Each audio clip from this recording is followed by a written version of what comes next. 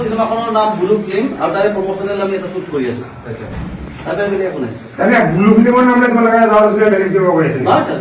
এখন blue film sir, blue film BULU blue film. আৰু এখন চিনেমাই সেন্সৰ পাইছে, সেন্সৰ সাৰ্টিফিকেট পোৱা এখন চিনেমা। এখন চিনেমা 9 তাৰিখে ৰিলিজ হ'ব, থিয়েট্ৰিকেল ৰিলিজ, চিনেমা হলত ৰিলিজ হ'ব। গতিকে স্যাৰ ইয়াত স্যাৰ আপোনালোক কোনোবাই যদি কিবা বেলেগ ইনফৰমেশ্যন দিছে ভুল ইনফৰমেশ্যন। কি যে ব্লু ফিল্ম যে তোমালোকৰ যে 9 তাৰিখে ৰিলিজ হ'ব কি প্ৰমাণ আছে? কিবা আছে? কিবা ওলাইছে নেকি? চবতে আছে স্যাৰ, চবতে আছে। আৰু এইটো স্যাৰ আমি চবতে প্ৰচাৰ কৰি আছো ইতিমধ্যে। এখন চিনেমা হয়, অসমীয়া চিনেমা, আৰু এই চিনেমাখন হলত ৰিলিজ হ'ব 9 ছেপ্টেম্বৰ। 9 ছেপ্টেম্বৰ। আপুনি স্যাৰ এইবিলাক যি কৈছে কিবা বেলেগ চিনেমা শ্বুটিং চলি থকা বুলি, তেনেকুৱা একো নহয়। আমি ব্লু ফিল্মৰ প্ৰমোচনেল শ্বুট কৰি আছো এতিয়া। 9 তাৰিখে যিটোকে ৰিলিজ হ'ব, আৰু তাৰ বাহিৰে বেলেগ কথা ইয়াত একেবাৰে নাই। এইটোৱে কথা স্যাৰ। তো এনেকে কিবা সেটআপ লগাই চাম বুলি কৈছে। সেটআপ মানে স্যার এইটো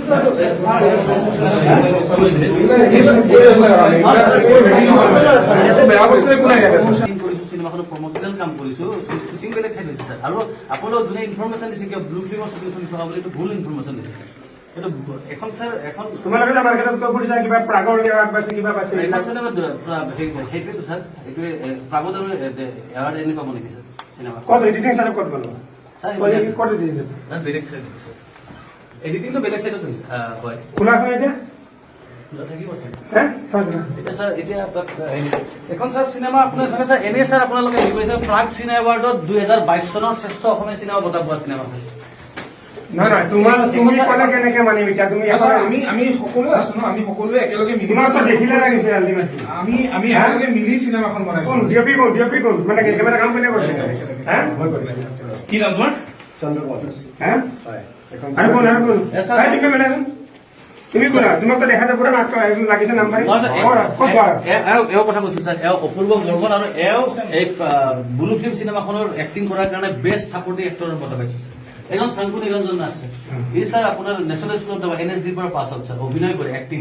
আৰু ই স্যাৰ মহৰ্ষি, এই সত্যজিৎ ৰায় ফিল্ম ইনষ্টিটিউট কেলকাতাৰ পৰা ডিৰেকশ্যনত সি পাছ কৰিছে স্যাৰ। চন্দ্ৰ কুমাৰ দাস, এও জ্যোতি চিত্ৰপথৰ পৰা পাছ আউট। বহুত ডাঙৰ গ্ৰুপ, এটা বহুত ডাঙৰ চিনেমাখন আমি সকলোৱে মিলিজুলি কৰিছো স্যাৰ।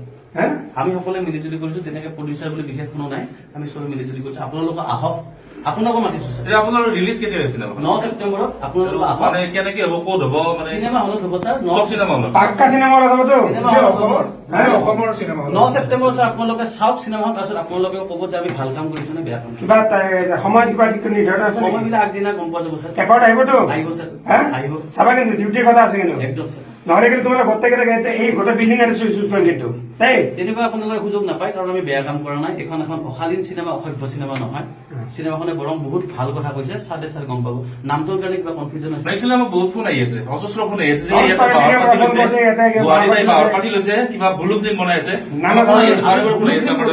এইটো সত্য কথা হয় স্যাৰ, আমি ব্লু ফিল্ম বনাইছো, কিন্তু আমি বেলেগ কিবা ব্লু ফিল্ম বা কিবা বেয়া কাম আমি কৰা নাই। তাৰমানে তুমি ক'ব বিচাৰিছা যে ব্লু ফিল্ম মানে ব্লু ফিল্ম নহয়? নহয় স্যাৰ, এখন অশালীন চিনেমা নহয়, এখন একেবাৰে এখন ভাল চিনেমা। আমি এনেই আৰু বঁটা পাম স্যাৰ। আমি ইয়াৰ আগতে গৰু বুলি এখন চিনেমা কৰিছিলো, সেইখনো মুক্তি পাইছিল। তাৰ আগতে আমি চাকিৰে আহিব বকুল তলৰ বিহুলৈ বুলি এখন চিনেমা কৰিছিলো স্যাৰ। এখন চিনেমাও ঠিক তেনেকুৱা এখন চিনেমা, তাতকৈ বেলেগ একো নহয়। নামটোৰ কাৰণে এটা কনফিউজন হৈছে।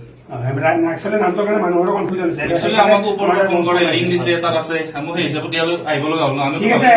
আমি এতিয়া 9 তাৰিখে বাট চালো। 9 তাৰিখে অসমৰ, তুমি কোৱা মতে অসমৰ প্ৰত্যেকটা হলতে মোৰ চিনেমাখন মুক্তি পাব। টাইম তাৰ সময় নিৰ্ধাৰণ হোৱা নাই। ঠিক আছে, আমি গম পাম। কিন্তু তুমি আমাৰ থানাত গৈ ৰিপৰ্ট কৰিব লাগিব, আৰু আমাক গোটেইখিনি লিখি দিব লাগিব যে ইয়াতে কোনো অশালীন কাম চলা নাই, হোৱা নাই। গোটেইকেইটাৰ নামখিনি লিখি লোৱা। আমি কিন্তু 9 তাৰিখে চিনেমা হল আমি গৈ আছো, কিন্তু চাই লওক আমাৰ গোটেই আমাৰ পুলিচ ষ্টেচন আৰু আপোনালোকে 9 তাৰিখে চিনেমাখন চাওক, তাৰপিছত যদি আমি যদি কিবা বেয়া কাম কৰিছো বুলি ভাবে আপোনালোকে তাত তুমি আছা নেকি চিনেমাখন জড়িত হৈ আছে। মই জড়িত হৈ আছো হ্যাঁ? জড়িত হৈ আছো স্যার বছৰৰ লগত জড়িত আছে ঠিক ঠিক আছে আৰু 9 তাৰিখে বাচ্চালো দেই ঠিক আছে বাকী শুভেচ্ছা লাগিল আপোনালোকৰ যদি সঁচাকে আপোনালোকে এখন সুন্দৰ চিনেমা বনাইছে তেতিয়াহ'লে আপোনাৰ বহুত বহুত শুভেচ্ছা লাগিল।